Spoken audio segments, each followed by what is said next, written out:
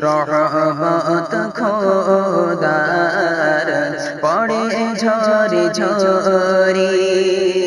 ও গো মা আমিনা তোমার কোড়ে ঘরে রহমত খোদার